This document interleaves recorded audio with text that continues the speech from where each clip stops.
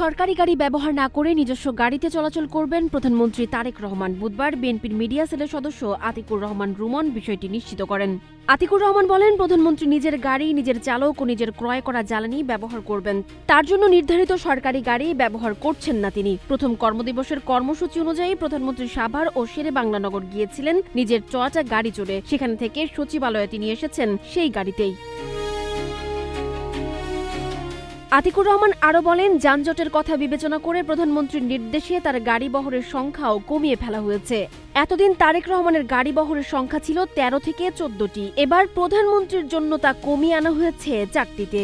তাছাড়া প্রধানমন্ত্রীর গাড়িতে থাকছে না পতাকা, তবে রাষ্ট্রীয় কোনো অনুষ্ঠান অথবা বিদেশি মেহমানদের সফর উপলক্ষে প্রধানমন্ত্রীর গাড়িতে পতাকা ব্যবহৃত হবে বলেও জানান তিনি।